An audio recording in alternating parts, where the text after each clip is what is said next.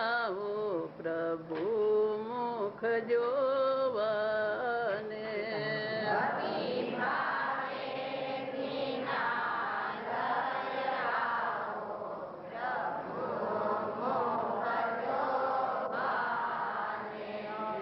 ભવિ ભાવે દિનાલય આવો પ્રભુ મુખ જોવાને.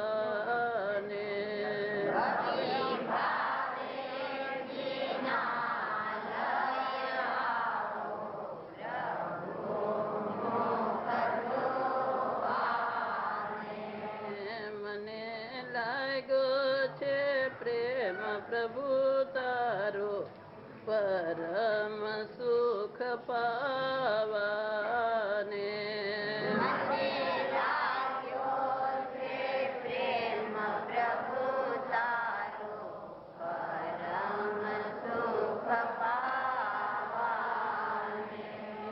મને લાગ્યો છે પ્રેમ પ્રભુ તારો પરમ સુખ પાવાને.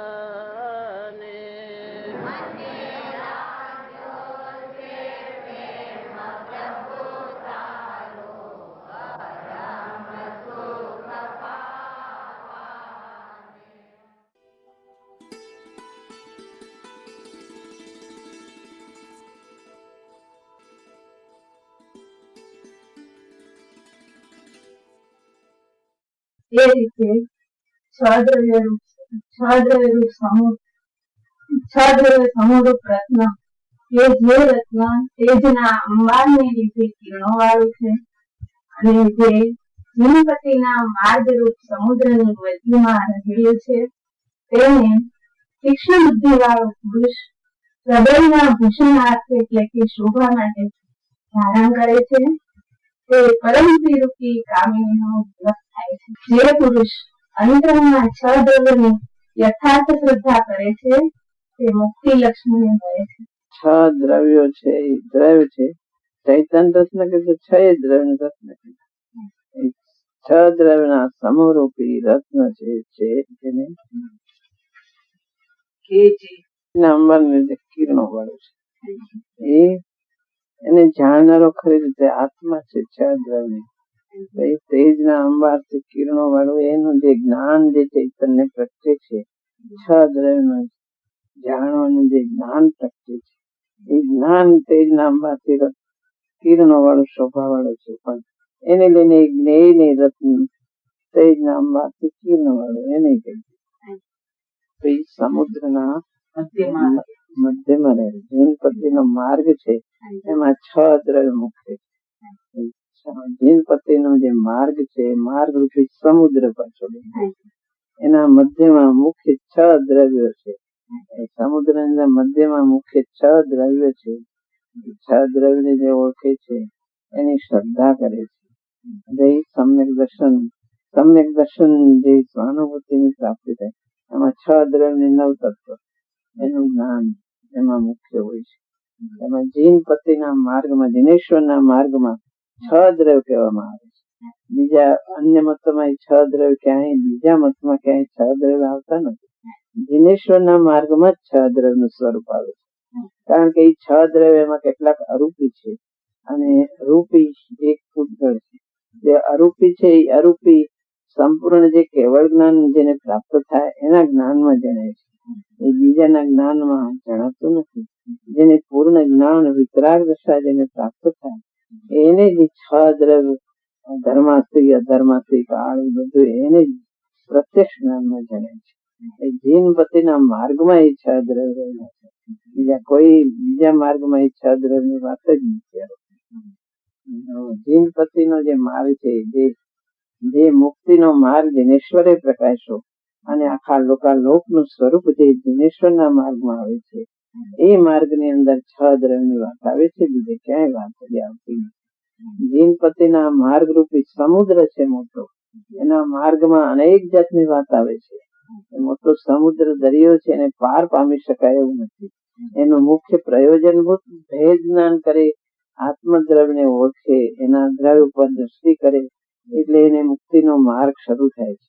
પણ એની જે વાત છે, એની માર્ગની જે અનેક પ્રકારની દ્રવ્યગુણ પર્યાયની અને જે 6 દ્રવ્યની વાત આવે છે, એ મોટો સમુદ્ર છે.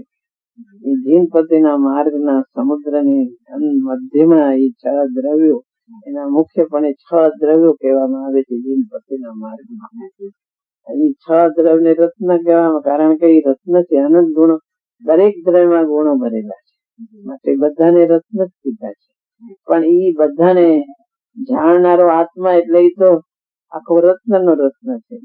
એનું જ્ઞાન છે એ 6 દ્રવ્ય રત્ન, પણ એને જાણનારો જીવ, એનું જ્ઞાન એ જીવ રત્નાકર, આખો રત્નનો સમુદ્ર હોય તો જીવ દ્રવ્ય છે. ભગવાને એ જાણ્યું જીનપતિના માર્ગમાં ઈચ્છા દ્રવ્ય, બીજા કોઈ માર્ગમાં ઈચ્છા દ્રવ્ય આવતા નથી. એ વાત આવે છે ગૌતમ સ્વામી ઇન્દ્રભૂતિ જયારે એના 500 શિષ્યોને ભણાવતા હતા, તો ઉપરથી જે દેવને એમથી ભગવાનની વાણી નહોતી છૂટતી, દિવ્ય ધણી છૂટતી નહોતી. પાત્ર કોણ છે? કે આ ઇન્દ્રભૂતિ પાત્ર છે. એટલે કે હવે ઈ કેમ આવે, એટલે ઉપરથી એવડા પરીક્ષા કરવા આવે છે દેવ. તો પ્રશ્નમાં એ આવે છે કે 6 દ્રવ્ય નું સ્વરૂપ શું, 9 તત્વ ને એવું કઈક આવે છે. ખબર નથી હોતી કે 6 દ્રવ્ય ની વાત એમાં આવે નહીં. અન્ય તમારે 6 દ્રવ્ય ની વાત આવતી નથી. 6 દ્રવ્ય 9 તત્વ વાત આવી છે, વિચારમાં પડી ગયા. તમે સાંભળ્યું નથી? 6 દ્રવ્ય જગતમાં કેનાર કોણ છે એમ નથી. આ તો બધું એક જ માને છે. એમાં 6 દ્રવ્ય નું કેનારું છે કોણ, એને આશ્ચર્ય થઈ ગયું. ઇન્દ્રભૂતિ ગૌતમ સ્વામી, આ 6 દ્રવ્ય કેનારી કોણ છે? હું એમ માનતો હતો કે હું બધું જાણું છું. આ જાણનાર કોણ છે? 6 દ્રવ્ય 9 તત્વ આપણને જાણ્યું નથી. અને વાત એમ આવે છે 6 દ્રવ્ય 9 તત્વ નું પૂછે છે. પછી અમુક અધ્યાત્મ રીતે પૂછ્યું, બીજું જુદું, પણ આ વાત તો આવે છે. અને સ્વાનુભૂતિ નો માર્ગ અથવા પૂછ્યું, પણ આ 6 દ્રવ્ય 9 તત્વ ની વાત આવે છે શાસ્ત્રો ની અંદર. એ 6 દ્રવ્ય તો બીજા મતોમાં 6 દ્રવ્ય આવતા નથી, દિનેશ્વર ના માર્ગમાં જ 6 દ્રવ્ય આવે. કારણ કે અરૂપી દ્રવ્ય છે, પ્રત્યક્ષ જ્ઞાન વગર કોઈ જાણી શકે નહીં. અને જે એક એક પક્ષ લઈને બેસી ગયા છે, એમાં એ વાત આવે જ નહીં. કોઈ નિત્ય આત્માને એકાંત કહે છે, કોઈ ક્ષણિક કહે છે. અનેક જાતનો આત્મા પરને જાણે છે, કોઈ કે નથી જાણતા. જ્ઞાન ને જાણે, જ્ઞાન બીજાને ન જાણે, જ્ઞાન પોતાના ગુણો ને ન જાણે. એવું અનેક જાતની વાતો જે આવે છે મતોમાં, એમાં 6 દ્રવ્યની વાત નથી આવતી. એમાં પ્રશ્ન પૂછ્યો તો ઇન્દ્રભૂતિને આશ્ચર્ય છે, આ કોણ છે આવું જાણનાર, મારાથી વધારે જાણે, એના દર્શન થાય એમ કરીને પોતાને આશ્ચર્ય થઈ ગયું. પતિના માર્ગમાં જ આ દ્રવ્યની વાત આવે છે. ક્યાંય આમ સ્વરૂપ જે જાણે 6 દ્રવ્ય 9 તત્વ એ બધું એને જાણે, એને જ સ્વાનુભૂતિની પર્યાય પ્રગટે છે, ને એને મુક્તિની પર્યાય એને જ પ્રગટે છે. કોઈ નહીં આપે. દિનેશ્વર નો માર્ગ આ છે 6. એમાંથી એમ બતાવે છે કે દરેક દ્રવ્ય જુદા છે, એક દ્રવ્ય નથી. જગતમાં એ દ્રવ્યો છે અને શાશ્વતા છે.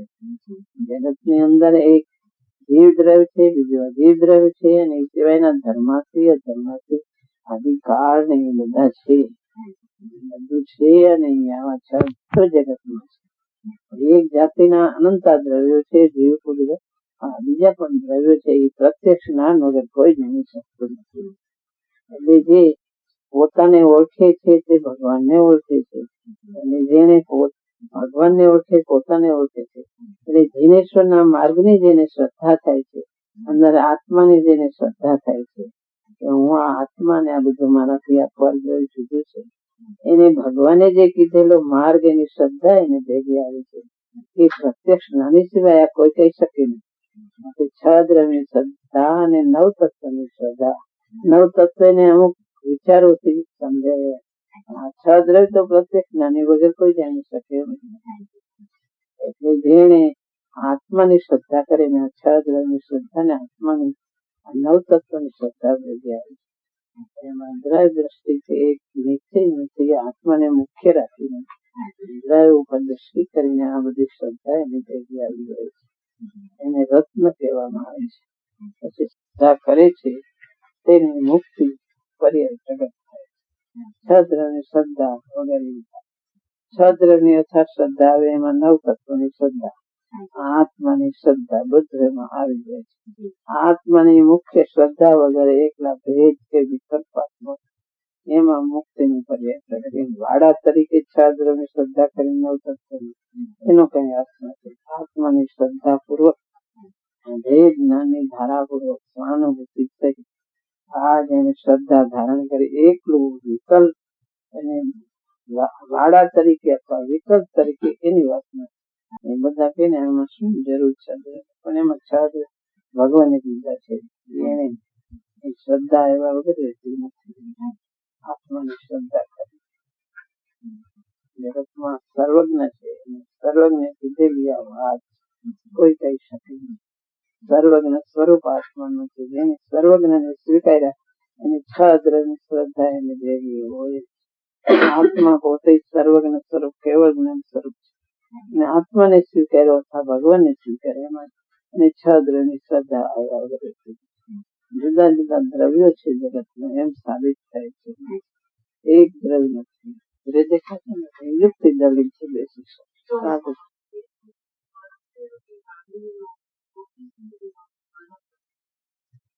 પ્રભાવ છે, પ્રભાવ ઉભો છે, છતાં પણ અંદર જે સહજ ગુણમણીઓની ખાણ છે, અનંત ગુણમણીની ખાણ, ગુણમણી ગુણના રત્નો અંદર પ્રકાશી રહ્યા છે. સહજ છે, કોઈના બનાવેલા નથી. એ તો સહજ શાશ્વત અંદર અનંત ગુણોની ખાણ છે.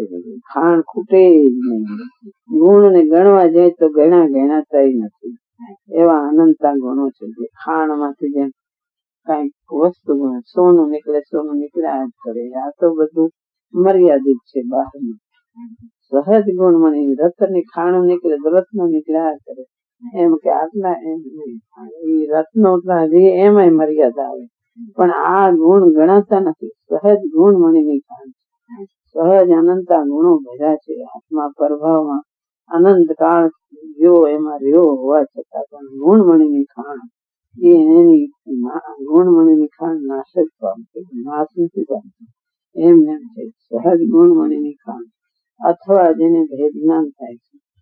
તો પ્રભાવ હોય તો પણ એ સહજ ગુણમણીની ખાણ સાધનામાં પ્રગટ કરી શકાય છે. સહજ ગુણમણીની ખાણ પછી શુદ્ધ આત્માને જે સ્વરૂપ એવા આત્મા પૂર્ણ જ્ઞાન વાળો છે. એ કઈ અધૂરું જ્ઞાન એમાં નથી. નાયક છે, નાયક રૂપે પૂર્ણ છે, એમાં અધુરાશ નથી.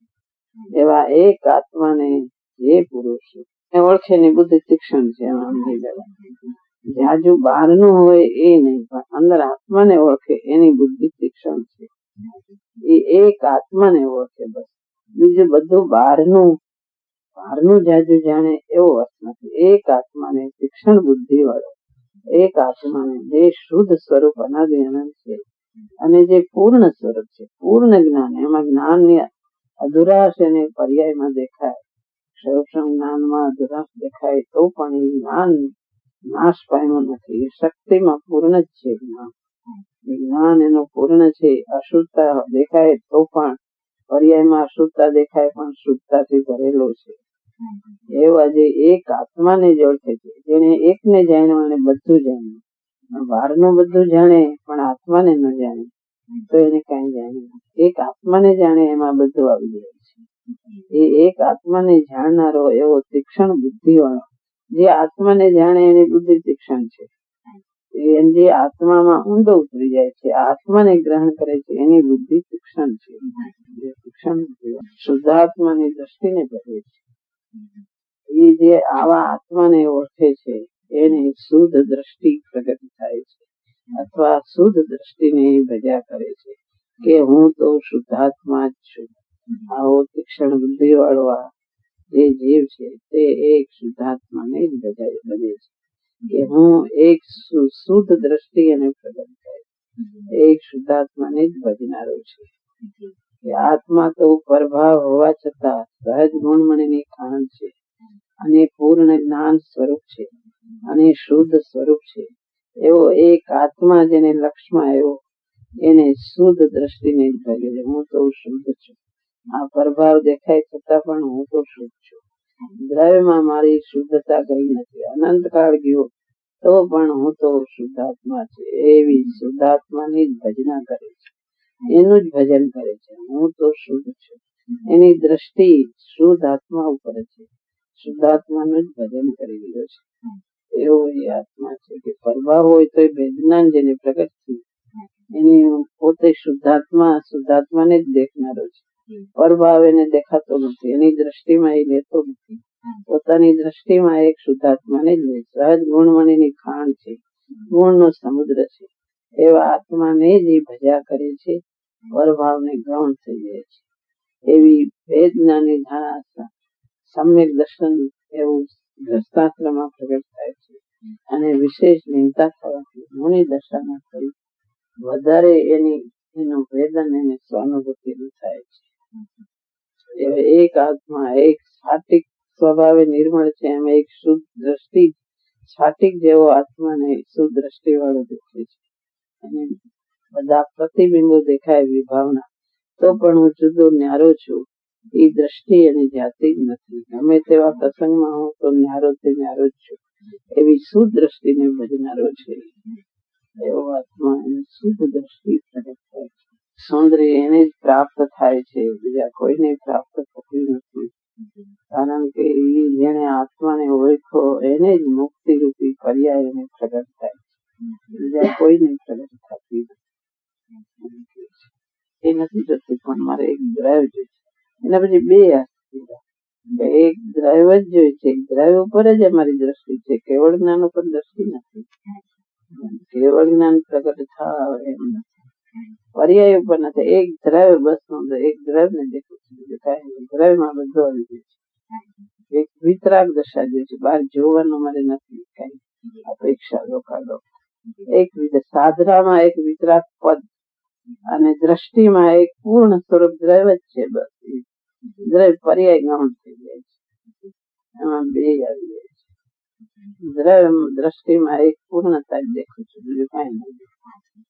સાધનાની આપણે વિતરાગ પદ કેવળ જ્ઞાન જોવાની, બહાર જોવાની કઈ અપેક્ષા નથી, જાણવા જોવાની અપેક્ષા નથી. વિતરાગી પદ આત્મામાં અનંત સુસંતો જેને છે, સુખનું ધામ એ દ્રવ્ય સ્વરૂપે સુખનું ધામ છે.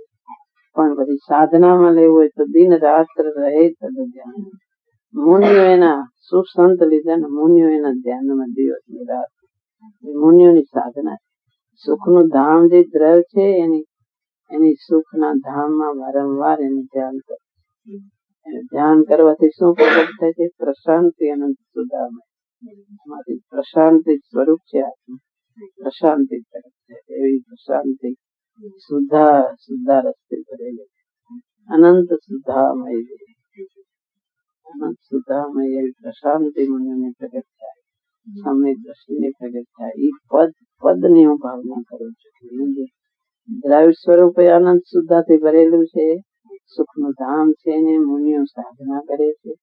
એવા પદ ને હું નમન કરું છું. જે જગતમાં સર્વોત્કૃષ્ટ પ્રધાન પદ છે, એ આત્મા પ્રધાન છે. એની સાધના કરી મુનિઓને પ્રધાન એવી વસ્તુ, એની અનુભૂતિ જગતમાં એ વસ્તુ પ્રધાન. દ્રવ્ય ને પર્યાય બધી અણમું પદ્ધતિ વર્તે પ્રધાન છે. જય સ્વરૂપ છે, રહે તદ ધ્યાન. સુસંતો એને દિવસ ને રાત એને ધ્યાનમાં રહે છે. એટલે લૌકિક સુધારને સુધારસ કહેવાય, આત્માનું ચૈતન રૂપી સુધારે. અનંત સુધારે અણમું પદ્ધતિ વર્તે. પદને નમસ્કાર કરું છું. પ્રધાન પદ જય સ્વરૂપ. અહો અહો મુજને કહો, નમો મુજ નમો મુજ રે. અમિત ફળ દાન દાતાર ને તેથી થઈ તુજ ભેટ. અને નાથવાને પોતે કે છે નમો નમો તુજને. ગુરુદેવ એક વાર બોલતા નમો નમો મુજ નમો. અમૃત રૂપી ફળ દાન દાતાર ને દેથી થઈ તુજ ભેટ. એ ગુરુ ની આ છે, અને એ ઉપકારી ગુરુ ના વચનો છે.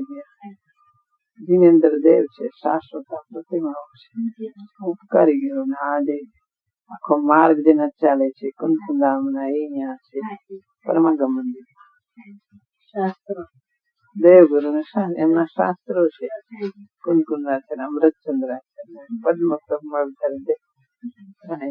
એવું દેખાતું હતું કે કઈક એ કોનાથી રોકી શકાય છે કોણ રોકી શકે શોભદાસે દેવગુરુ શાસ્ત્ર પધારો પધારો અહીંયા ગુરુદેવ પધારી ગયા એવું ચિત્ર એવું થઈ ગયું પણ આ બધાને થાય એ મારાથી જોવાતું નથી સ્વપ્નમાં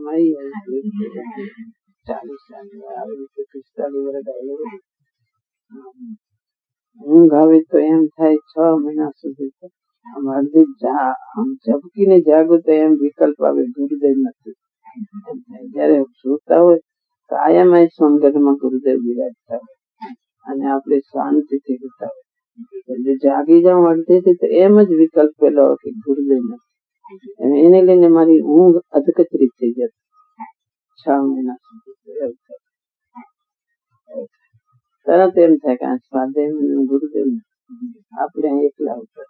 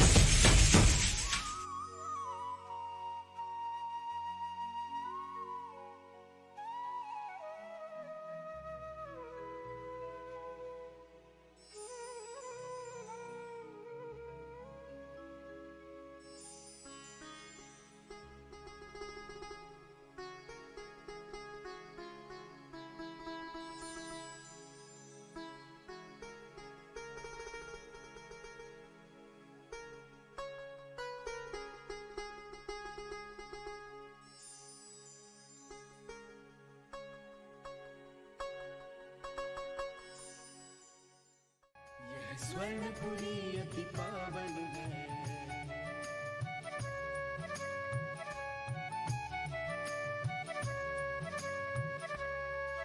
यह स्वर्णपुरी अति पावन है, यह स्वर्णपुरी अति पावन है।